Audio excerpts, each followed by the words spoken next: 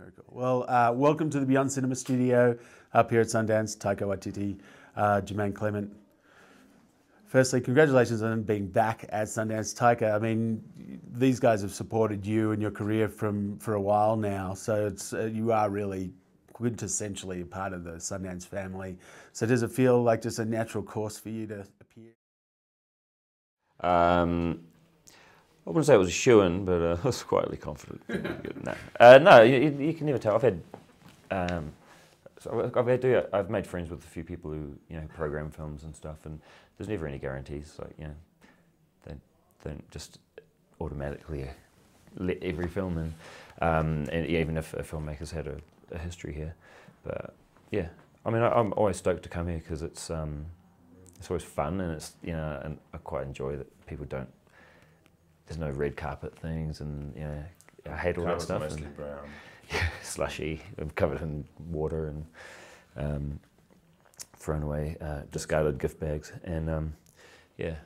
With your other films, you kind of had to work at bringing them to the US. I remember Boy, you did a Kickstarter campaign to help roll it out and gain some kind of audience backing. This one's got Funny or Die kind of labeled behind it. Does that make the process easier and different and more interesting?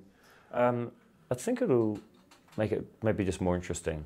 I'm not sure about easier, but it's more exciting, super exciting. They're great, and we've met a couple of the guys here at the festival, and they're really enthusiastic, and they love the film, and yeah, I think it'll be a good partnership, and it does help us a lot because they're a pretty unique brand. So you guys obviously known each other for a while. Being writers, co-directors on this project, Jemaine, is this your first kind of directing credit on a feature as well? Yes.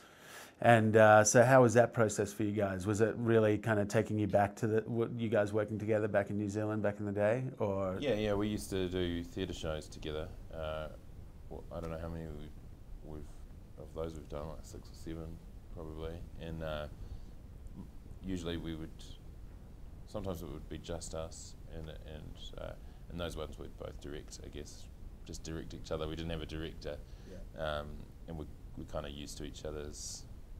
We've got a really similar sense of humour, so it's, we can communicate really easily. And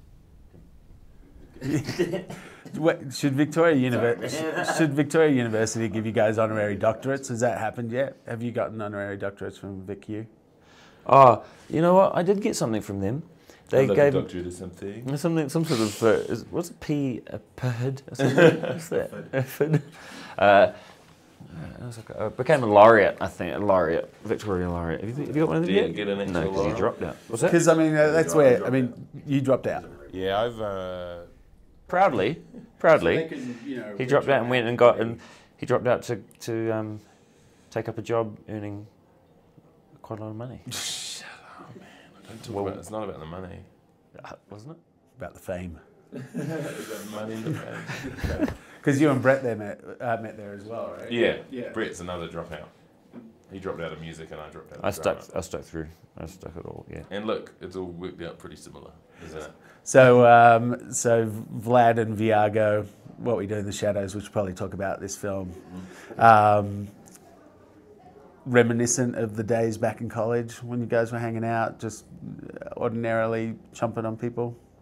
Wellington in the 80s. It kind of is a movie about late 80s. It is kind of a movie about being in our 20s and going out, but it's as if you're vampires, so you're permanently stuck in this way of life forever.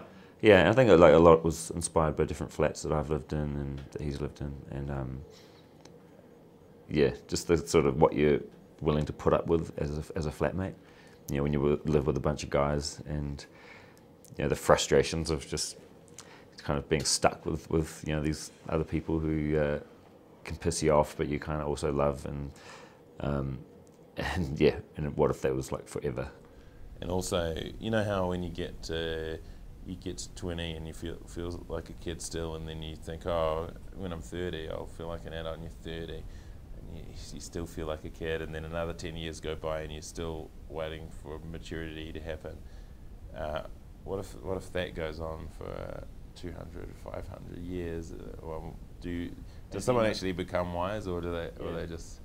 And if you know you're going to live forever, do you just put off becoming wise because you know eventually it'll happen? Or, yeah, but maybe it never does. Like, do you just sit there and I'll read a book tomorrow? Plenty of time. You just become complacent.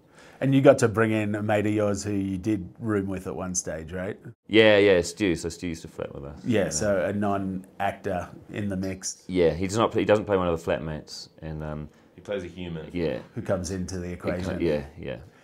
So how was that, being able to kind of bring some other mates into a project as well? It was awesome.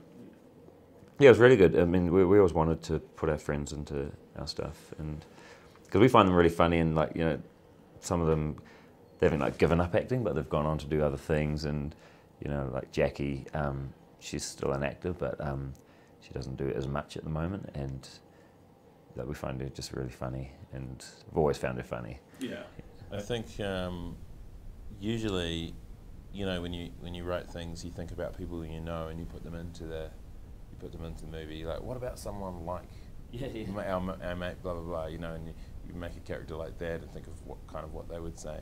And we did that, but we got him to do it. Is the difference? Usually, you find an actor to do that. Yeah. So, and having Rhys Darby come in as a werewolf, obviously he was a big kind of part of the success of Flight of the Conchords, the TV show.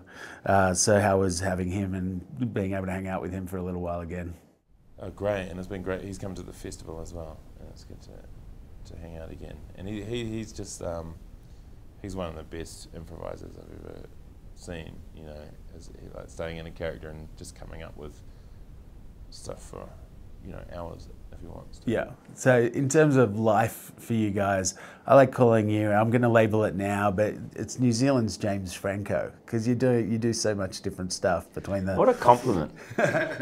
What an honor. Thank you. You know, just all the different elements, even the, you know, the fashion stuff and all the different stuff you got going on. Did he get a doctorate? He probably did get an honorary doctorate, yeah, and he's teaching at NYU, and then he's on General Hospital, and then he's doing all sorts of things. Yeah. But yeah, It reminds me a bit of me. Yeah. So, you know, for you, is it just everything's equally interesting, and you're getting the opportunities to kind of follow your passions?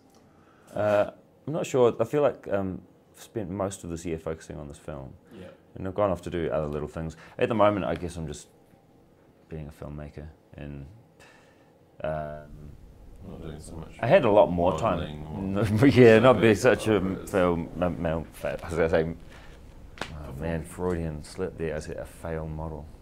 Instead of a male model. Fail model.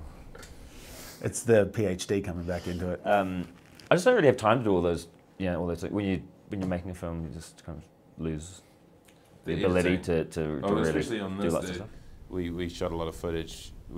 We didn't show the actors the script, so takes would take a long time of just improvising.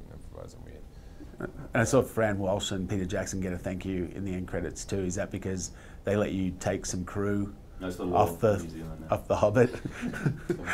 Nothing gets made unless they approve it. They were a big help. And certainly in that kind of way where we get some of the trickle-down effect of having the crew, but actually all the companies were very helpful. Park Road Post as well. And Vlad and Boris and all these cool Russian names that you're getting to play. That's the thing I'm getting into now. So you're being the kind of go-to Russian New Zealander. Just this year. Yeah, just this year. Yeah, Muppets 2, I'm a Russian prisoner. Oh, so it's continued. Yeah. So there's going to be a couple of years worth of Russian Don't do the focus. Russians now. Yeah. Well, this isn't necessarily Russian. And No, just in name only. Yeah. South American drug lords will be back in fashion. Yeah. I've been meaning to get into that. Banditos. I could maybe do a bandito. All right. Well, thanks so much for coming in and spending a few minutes with us. Appreciate it. Thanks, man. Cheers. You're mate. welcome. Cheers.